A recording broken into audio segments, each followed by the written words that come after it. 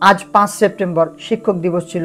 যদিও ইসলাম ধর্মের ভিতরে শিক্ষক দিবসের কোনো হেসিয়াত নেই, তারপরেও আমি আমার ছাত্র ছাত্রীদেরকে বারণ করেছিলাম যে শিক্ষক দিবস উদযাপন করব না। কিন্তু তারপরেও দেখেন আমার ছাত্র ছাত্রীর ভালোবাসা এইরকম আমার জন্যে ওয়ার্ল্ডস বেস্ট টিচার অ্যাওয়ার্ড দেখেন এরকম তারা আমার জন্যে কমপক্ষে 10টা এরকম সার্টিফিকেটের ব্যবস্থা করেছে। কমপক্ষে তারা আমার জন্যে 100টা গামছার ব্যবস্থা করেছে। তাছাড়া আতর, তাছাড়া পেন, কলম এগুলোর এত ব্যবস্থা করেছে যেটা আমি কখনো কল্পনাও করিনি। আলহামদুলিল্লাহ, আল্লাহ পাকের অগণন শুকরিয়া যে আল্লাহ পাক আমাকে এইরকম ছাত্রছাত্রী দান করেছেন বা এরকম ছাত্রছাত্রীর ভিতরে আমাকে শিক্ষকতা করার আল্লাহ তাআলা তৌফিক দান করেছেন।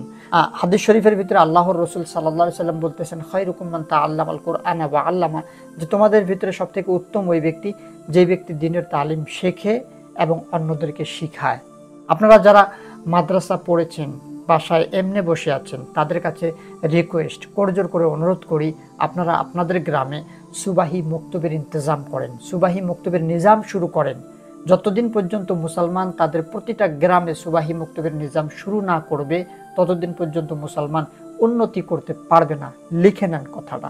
আপনি রসুলের হাদিস পড়েছেন, আপনি আল্লাহর কালামুল্লাহ শরীফ পড়েছেন, আপনি আল্লাহর কালামুল্লাহ শরীফের ভিতরে পেয়েছেন আল্লাহ তাআলা বলতেছেন বাল্লিগু ওয়ালাউ আন্নি আয়াত, তুমি যদি একটা আয়াতও জানো সেই আয়াতটা মানুষের কাছে পৌঁছে দাও।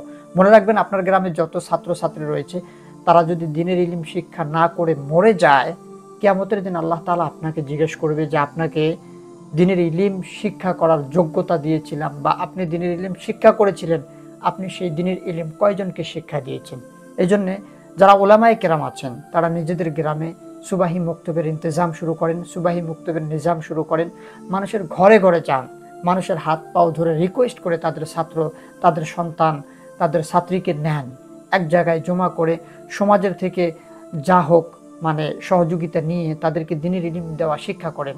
প্রথমত হয়তো 2 জন 3 জন 4 জন 5 জন ছাত্র হবে, কিন্তু দেখতে পারবেন যে আল্লাহ তাআলা একদিন আপনার মেহনতকে কবুল করে আপনাকে খুব সুন্দর একটা ব্যবস্থা তৈরি করে দেবে।